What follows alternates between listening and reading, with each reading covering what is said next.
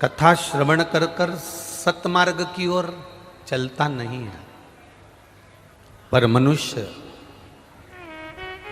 यदि एक बार भी भगवान की कथा में पहुंच जाए और भगवान की कथा को श्रवण कर ले और अपने जीवन में थोड़ा सा भी उतार ले, अपने जीवन में अगर थोड़ी सी भी कथा को उसने उतार लिया तो ये निश्चित है कि वो अपने गलत मार्ग को छोड़कर सतमार्ग की ओर अग्रण्य हो ही जाएगा। ये निश्चित है।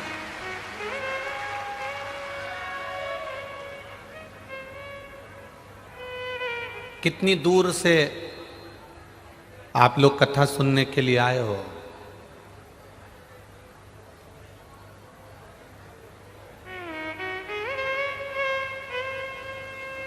ये छत्तीसगढ़ की पहली कथा है जिसमें कथा का पंडाल नहीं लग पाया था और भक्त कथा के पंडाल में आकर बैठ गए थे।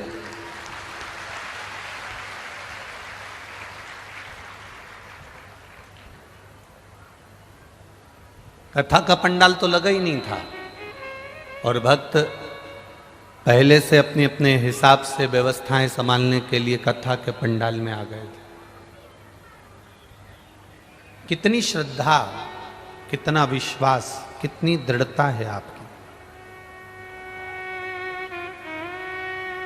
कितनी दूर दूर से आप 500 kilometre, 200 kilometre, 50 kilometre, 10 kilometre, 20 kilometre दूर से चल चल कर, जब वहाँ से चले थे 50 किलोमीटर था और आगे बढ़े 25 किलोमीटर हो गया और आगे बढ़े 10 किलोमीटर हो गया और आगे बढ़े 5 किलोमीटर हो गया। आप इतनी दूर से चलते चलते चलते चलते चलते चलते दूरी कम होती चली गई और आप कथा के पंडाल में पहुंच गए और कथा आपको प्राप्त हो गई। जब इतनी दूर से चलकर धीरे धीरे आगे बढ़े तो दूरी कम हो गई और कथा आपको मिल गई। उसी तरह रोज शिव महापुराण की कथा जो टीवी पर सुन रहे हैं, जो फेसबुक पर सुन रहे हैं, जो पंडालों में कथा सुन रहे हैं, रोज प्रतिदिन हम कथा सुन रहे हैं। इसका मतलब है हम धीरे धीरे आगे बढ़ते चले जा रहे हैं। अपने घर से चले थे, धीरे धीरे बढ़े थे, बढ़ते बढ़ते गए, बढ़ते बढ़ते गए तो कथा प्राप्त हो गई। उसी तरह रोज कथा सुनते चले जाओगे, बढ़ते चले जाओगे, बढ़ते चले जाओगे तो एक दिन भोलेनाथ भी प्राप्त हो जाएगा। ये निश्चित है। लोग कहेंगे क्या मिलता है कथा सुनने से? अभी तो सुनी थी, 15 दिन पहले तो सुनी थी, 10 दिन पहले तो सुनी थी। शिव तत्व की प्राप्ति क्या होती है? एक पत्र में देखिए किसी माँ ने लिखा है, नहीं टूटा, भरोसा नहीं टूटा, मात्र टीवी पर कथा सुनकर भरोसा इतना दृढ़ हो गया, इतना दृढ़ हो गया कि मेरे बाबा को गोदी में संतान देना ही पड़ी। ये शिव तत्व है।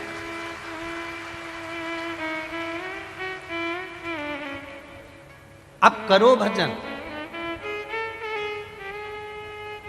कितनी दूर से चले आप, कितने दूर से अपने अपने घरों से चले। 50 kilometre, 30 kilometre, 40 kilometre, 100 kilometre, 80 kilometre, 17 kilometre चलते चलते चलते चलते चलते चलते कथा तक पहुंच गए। जब चलते चलते बढ़ते बढ़ते आप कथा तक पहुंच सकते हो तो ये निश्चित है कथा सुनते सुनते सुनते सुनते आप उस भोलेनाथ तक भी पहुंच सकते हो। ये निश्चित था, ये पक्का है। आप उसकी चौखट तक जाना है, आपको उसके दरवाजे तक जाना है, आपको उसके द्वार तक जाना है, तो वो भक्ति के बल पर जाना। बोल बम का नारा है, हम उसके सहारे, हम उसके बल पर, हम उसके विश्वास पर उसको प्राप्त कर सकते हैं।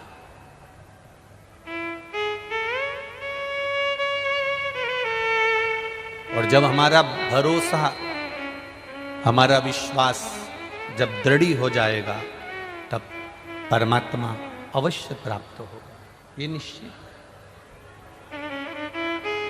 भरोसा जब दृढ़ हो गया, विश्वास जब पक्का हो गया, परमात्मा मिलेगा। मनुष्य में, जानवर में, पशु में, पक्षी में एक सबसे बड़ा अंतर है। पशु, पक्षी, जानवर कथा श्रवण कर कर उस पथ पर नहीं चल सकते, पर मनुष्य कथा को श्रवण कर कर भगवान के सतमार्ग के पथ पर चल सकता है, वो भटकता नहीं है, ये निश्चितता है।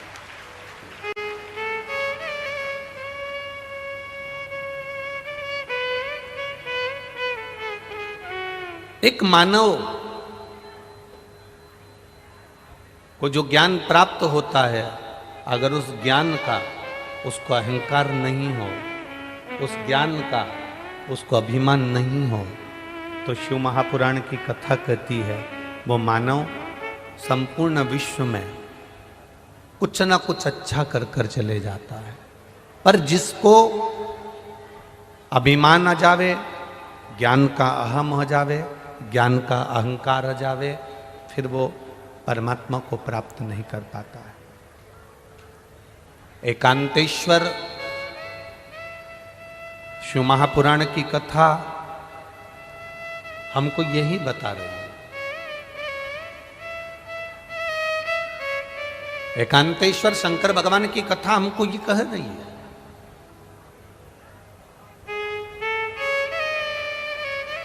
एकांतेश्वर शिव महापुराण की कथा ये हमको समझा रही है कि हमें भक्ति के बल को कैसा था।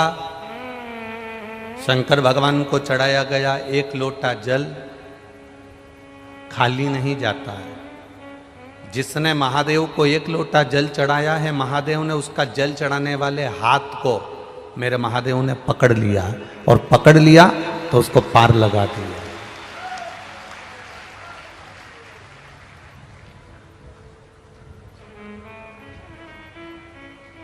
संपूर्ण ब्रह्मांड का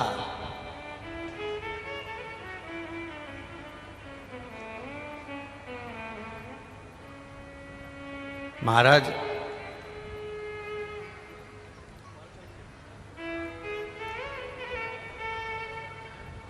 संपूर्ण ब्रह्मांड का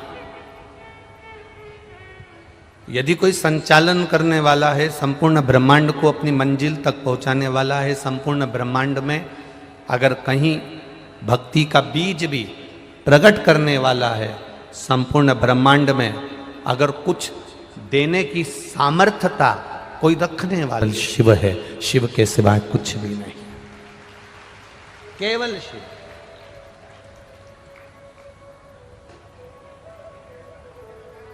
अगर कोई झूठे मुंह से मतलब है कि कोई भगवान को नहीं मानता, भगवान के भजन में नहीं जाता, भगवान शंकर के मंदिर नहीं जाता, भगवान की कथा में नहीं जाता, भगवान के स्मरण में नहीं जाता, भगवान की पूजन में नहीं जाता, दिखावे से भी अगर कोई शंकर के मंदिर में पहुंच गया, उसका मन नहीं है, उसका चित्त नहीं है, उसका विचार नहीं है, फिर भी वो शिव के मंदिर तक अगर पहुंच गया, भले किसी के साथ गया। इतने सारे लोग अगर कथा में आए हैं तो इसमें से कुछ लोग ऐसे भी होंगे जो अपनी मम्मी को, अपने माता को, अपने पिता को, अपने चाचा को, चाची को, काका को, काकी को छोड़ने के लिए भी आए होंगे, और उन्होंने कहा मैं कथा सुनने नहीं बैठूंगा, बस आपको छोड़ूंगा। के बच्चों ने जब कहा कि मैं आपको छोड़ूंगा और चले जाऊंगा, तो घर के लोगों को कह देना चाहिए ठीक है, तो हमको उसके दरवाजे तक छोड़ दे और फिर चले जा, मना नहीं है। घर के बच्चे एक बार उसके दरवाजे तक पहुंचे तो भले हमको छोड़ने पहुंचे, पर मंदिर के द्वार तक, कथा के पंडाल तक, भगवान की शरणागति तक आए तो जो एक बार बच्चा अपने माता पिता को कथा स्थल तक छोड़ने आ जाता है, जो एक बार बच्चे अपने माता पिता को मंदिर तक छोड़ने आ जाते हैं तो मंदिर का सेठ, मंदिर में रहने वाला भोलेनाथ और मेरे शिव महापुराण उस बच्चे का हाथ भी पकड़ लेते हैं, भले छोड़ कर गए।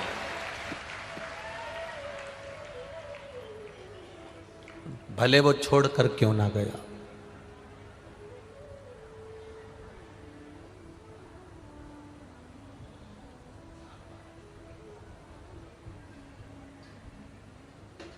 जिसने भले कहा मैं कथा में नहीं बैठूंगा, मेरे पास इतना समय नहीं है कि मैं कथा में बैठूं, छोड़ूंगा चले जाऊंगा। हाउ पति ने कहा मैं कथा में नहीं बैठूंगा, छोड़ूंगा और चले जाऊंगा। हाउ कोई बात नहीं, तुम चलो तो छोड़ के तो आओ।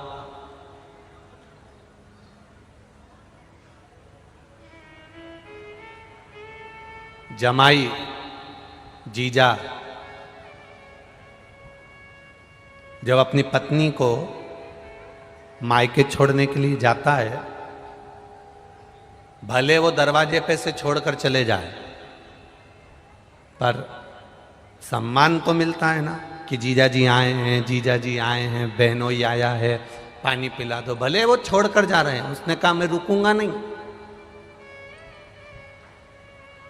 और दरवाजे तक आए तो जमाई अपनी पत्नी को मायके छोड़ने के लिए आता है, भले अंदर प्रवेश करे ना करे, घर के अंदर आए ना आए, दरवाजे से भी अगर लौट कर जाएगा तो भी सास ससुर उसको तिलक करके 500 रुपए का लिफाफा कपड़े दे देते हैं, क्योंकि जमाई आया है। उसी तरह तुम्हारा बच्चा, तुम्हारा बेटा, तुम्हारी बेटी, तुम्हारे परिवार वाले भले अंदर आए ना आए, बाहर से भी अगर कथा में छोड़कर चले गए तो भी मेरा महादेव कुछ ना कुछ तो दे ही देता है। वो शिव है।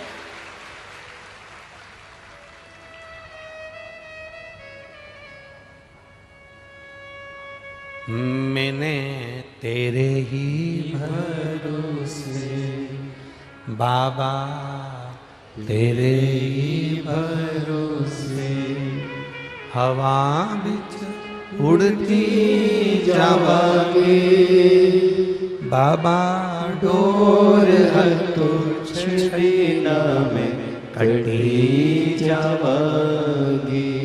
भोले मैं तेरी पतंग, शंभो मैं तेरी पतंग। शिव पुराण कह रही है,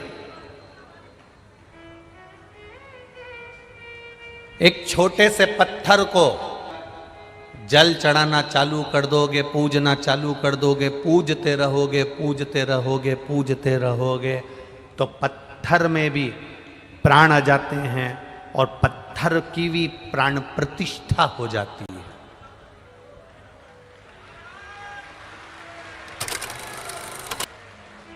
एक पत्थर को तुमने पूजना चालू करा, एक पत्थर को तुमने परमात्मा मान लिया, एक पत्थर को तुमने परमेश्वर मान लिया, एक पत्थर को तुमने पूजना चालू करा तो पत्थर में प्राण आ जाते हैं और उसकी प्राण प्रतिष्ठा हो जाती है। मंदिरों में राम जी की मूर्ति, कृष्ण जी की मूर्ति, शंकर जी की मूर्ति, देवताओं की मूर्ति सब पत्थर की होती है, सब पत्थर की है। ब्राह्मण देवता, भूदेवता, विद्वत ब्राह्मण, संत, साधु, गुरुजन जब उस पत्थर की मूर्ति की पूजन करना चालू करते हैं, पत्थर की मूर्ति को जब प्राण देना चालू करते हैं, पत्थर की मूर्ति की जब पूजन चालू करते हैं तो उसमें प्राण आ जाते हैं और उसकी प्राण प्रतिष्ठा हो जाती है। एक पत्थर को पूजना चालू करोगे, बार बार जल चढ़ाना चालू करोगे, बार बार उसके ऊपर बेलपत्र चढ़ाना चालू करोगे, बार बार आप उसकी पूजन करना चालू करोगे तो पत्थर में प्राण आ जाते हैं, प्राण प्रतिष्ठा हो जाती है और आपकी मनोकामना पूर्ण होने लगती है। उसी तरह जब आप रोज रोज भगवान की कथा सुनते चले जाओगे। भले टीवी पर सुन रहे हो, भले फेसबुक यूट्यूब पर सुन रहे हो, भले मोबाइल पर सुन रहे हो, भले पंडाल में सुन रहे हो, बार बार भजन गाते चले जाओगे, बार बार पूजन करते चले जाओगे, बार बार कथा सुनते चले जाओगे। जितनी बार कथा सुनते चले जाओगे चले जाओगे उतना वो कथा, वो भजन की प्राण प्रतिष्ठा हो जाएगी और आपकी कामना पूर्ण हो जाएगी।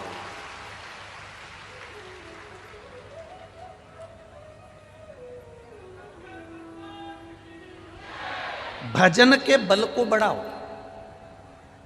दिखावे को मत बढ़ाना।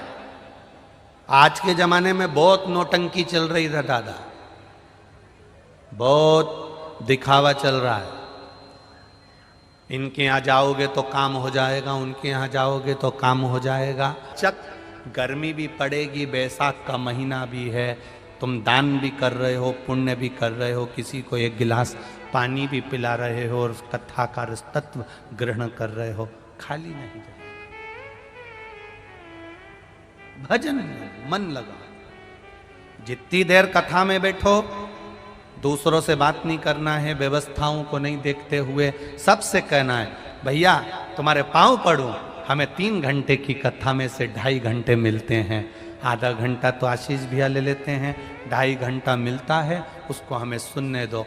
2.5 घंटे की कथा के लिए सवेरे 6 बजे से जगह संभाल कर बैठते हो, तब जाकर यह कथा प्राप्त होती है, सहजता नहीं है।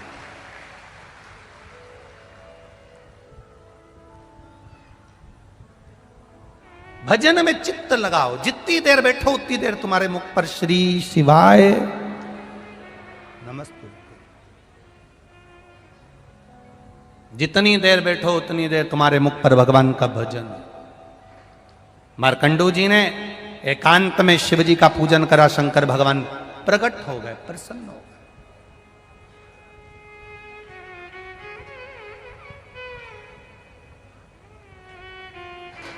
हमसे लोग कहते हैं कुबेरेश्वर धाम की इतनी महत्वता क्यों है, वहां तो अभी शंकर जी भी नहीं, कंकर शंकर है। हम उनसे कहते हैं वो एकांतेश्वर भी है। अगर वो कुबेरेश्वर है तो एकांतेश्वर भी है। सीहोर में 108 शिवालय होंगे, पर सीहोर से 10 किलोमीटर की दूरी पर जहाँ जंगल था, आज भले लोगों ने मत दुकान सब बना लिया, पर वो जंगल था, उस जंगल में वो अकेला बैठता था, कंकर शंकर के रूप में बैठता था। मेरा नाम सरिता अवस्थी है, मैं महासमुंद जिले के पिथौरा से हूँ। मेरा मोबाइल नंबर ये है, कहीं बैठी हो तो हाथ हिलाइएगा। मेरा नाम सरिता अवस्थी है, कहीं बैठी हो तो हाथ हिलाइएगा। सरिता अवस्थी, कहीं बैठी हो तो हाथ हिलाइएगा। मेरा नाम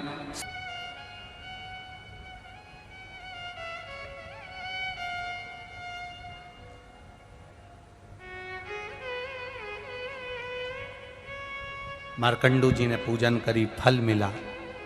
शिव जी ने आकर दर्शन किया, मांगो। मार्कंडू जी क्या चाहिए आपको? संतान नहीं है मेरे यहां, औलाद नहीं है। औलाद नहीं है? नहीं। क्यों चिंता करते हो? कैसी संतान चाहिए? चिरंजीवी। अगर संतान दूंगा चिरंजीवी तो वो अच्छे लक्षण की नहीं रहेगी।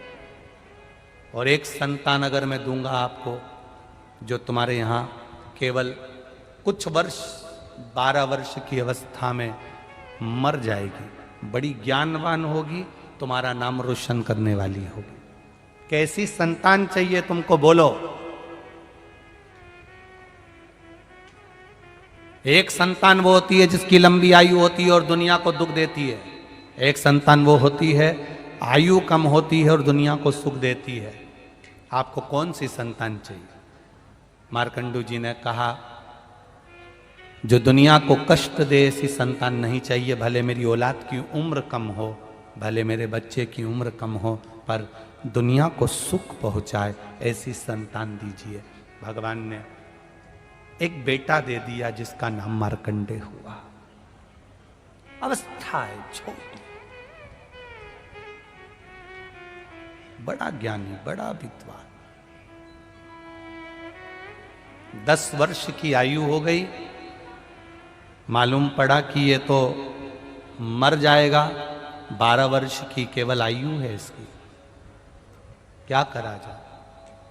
एकांत में शिवलिंग का पूजन कर कर अगर बेटा मिल सकता है तो एकांत में शिवलिंग का पूजन कर कर बेटे की उम्र भी बढ़ सकती है, यह निश्चित है। अभी आपको कथा में कहा, एकांत का शिवलिंग उम्र बढ़ा देता है, एकांत का